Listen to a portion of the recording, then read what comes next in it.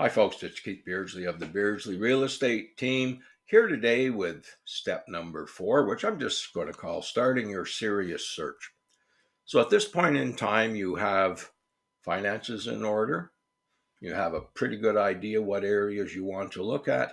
You know your maximum dollar, at least you have a rough one. And you're really getting ready to get out there now. You're anxious to go looking at houses. So, at this point, go get your official pre-approval. Go to the mortgage broker that you've decided to work with and have them do the credit check, get everything done so you know exactly where you are. And let's assume that they say you can afford, I don't know, 450,000. You're much better to start a little bit below that, maybe 425. Give yourself some breathing room. Keep your monthly payments a little bit, a little bit lower.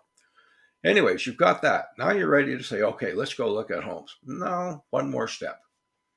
And that step, take a sheet of paper. At the top of the paper, make 2 columns.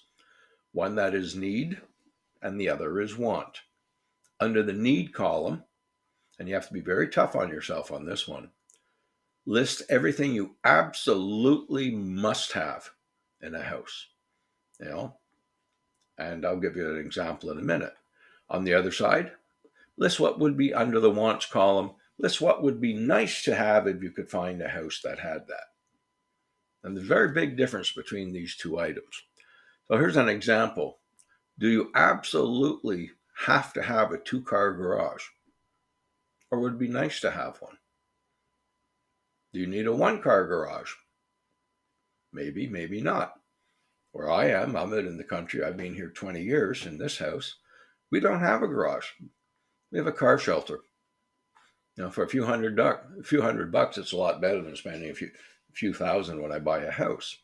So, do you need it? Do you absolutely need a center island in your kitchen? Or would it be nice to have one? Do you absolutely need hardwood floors? Or would a house with laminate flooring in good shape serve the purpose? These are the things that the 2 of you have to agree on, and you simply make these 2 columns. Rarely will you find the perfect house. Most houses out there, if they meet 70 to 75% of your needs and have a few of your wants covered, that's probably a pretty good buy for you. So try doing that. Now, I know first-time buyers, we always say, use an agent. And the first-time buyers go on the internet and search away and run around and look at houses on their own. That's fine. That's always your choice. But what you end up doing is you start calling a whole pile of agents. All of those agents are going to want you as a client, and they're going to be hounding you to, sign papers or, like a buyer representation agreement where you're locked into one agent. We know that. All right. But there are other disadvantages to doing this as well, some serious ones. For instance, that agent that you're calling off of the sign has a contract with that seller. They represent the seller's interests. Seller's interest comes first. So when you're sitting there talking to this agent and you're telling him whatever, all the reasons you love that house, that agent's saying to himself, okay, they like it that much. We can hang tough with the seller.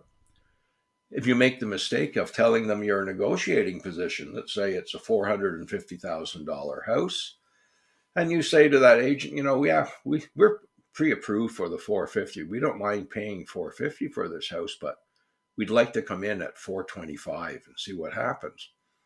Well, that's agent works for the seller. He's now obligated to tell the seller what you've told him about your negotiating position.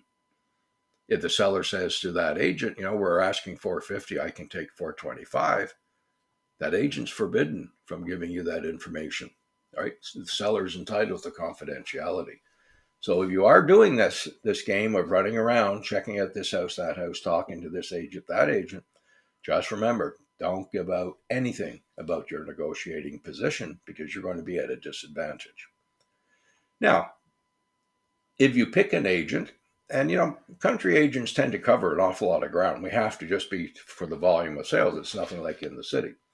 So we cover very wide areas, and you can probably find a country agent who knows the area you're looking at.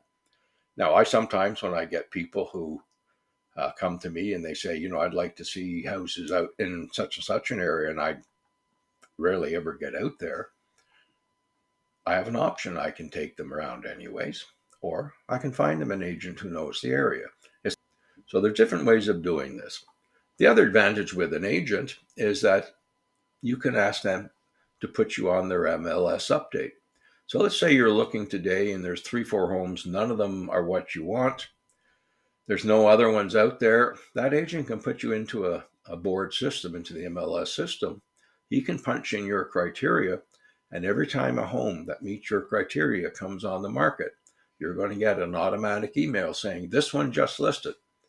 It gives you a chance to get out there first before all those people who are driving around looking at homes on their own. It works very well. It's a very efficient system. So there you go. Just a few ideas to get you started in what I call your serious search.